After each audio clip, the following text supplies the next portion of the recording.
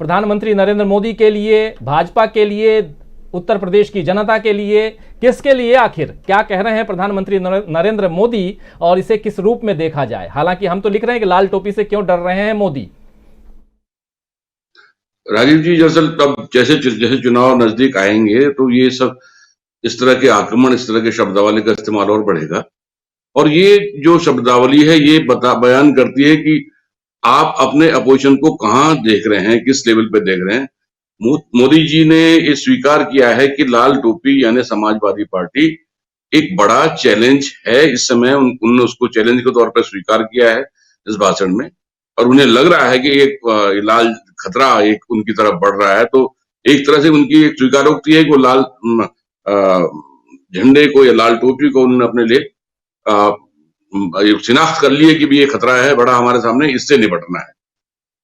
और अब अखिलेश जी ने जिस तरह कहा है दफ्तुआ में, मेरठ में, वो भी उन्होंने बढ़िया ढंग से बाबा को निशाना बनाया कि बाबा हैं, अब बच्चों की सेवा करने के लिए हम पूरा उनको आराम देने वाले हैं कि पूरे बच्चिया की सेवा करें। और जिस तरह से फायर ब्रांड अपने आप को कहते हैं, उन्होंने फायर निकाल करके उनको उनकी ब्रांडिंग की, वो अपनी जगह है।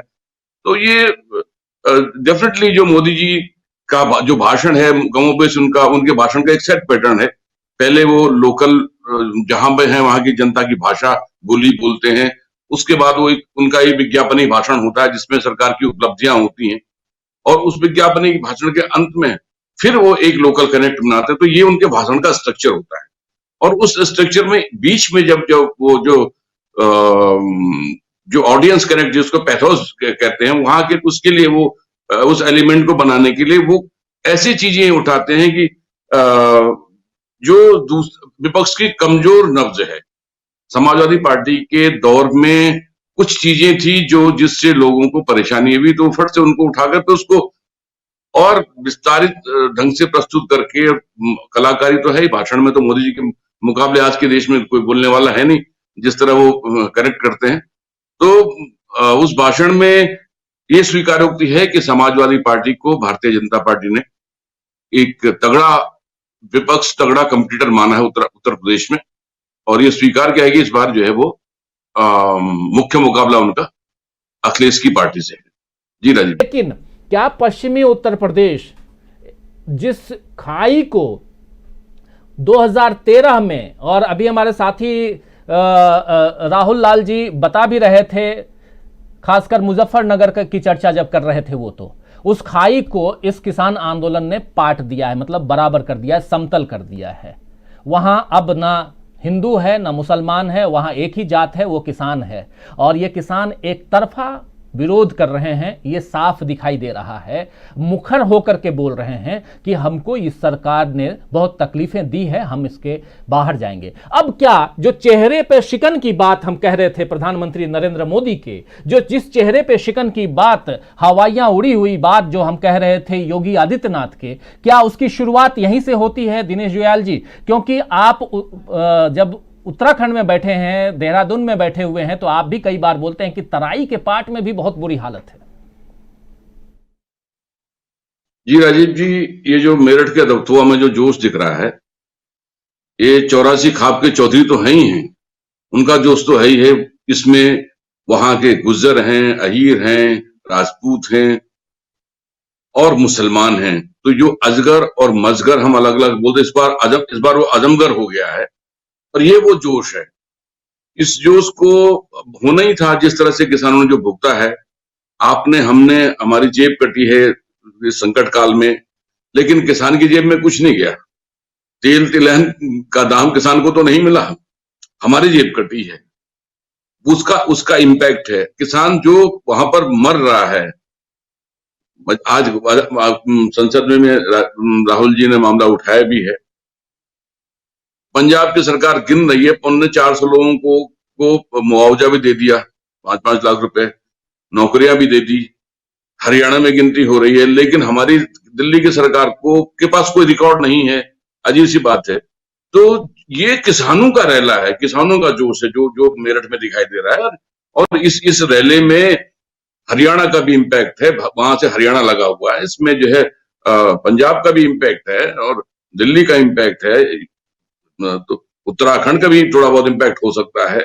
जिस तरह से उत्तराखंड के लोग बहुत कम गए होंगे, लेकिन जबरदस्त रैली है। और यही है वो लाल झंडी, जिसे रेड अलर्ट, यही है, यही रेड अलर्ट है जो हरियाली का प्रतीक थे। जो किसान, उनको किसान मोदी जी ने लाल बना दिया है, और वो लाल और हरे झंडे का संगम बन गया। उनका संयोग से उनका झंडा भी कुछ ऐसा ही है। तो ये मोदी जी ने खुद लाल बनाया है, तो इसमें मोदी जी को दूसरे को दोष नहीं देना चाहिए।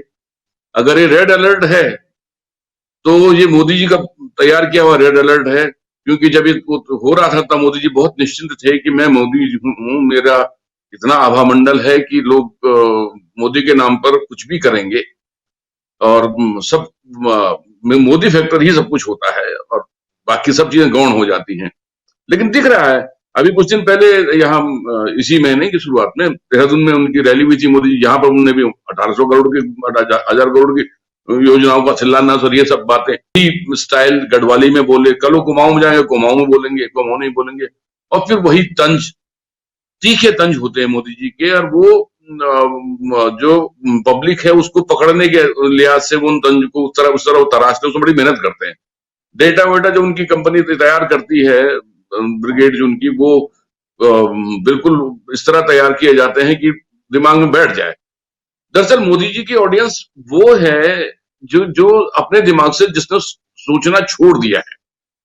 वो मालवीय जी की यूनिवर्सिटी में पढ़ते हैं, है ना, वो ओपन यूनिवर्सिटी है वो, तो आप हम सबके मोबाइल में वो यूनिवर्सिटी का ज्ञान मिलता रहता है।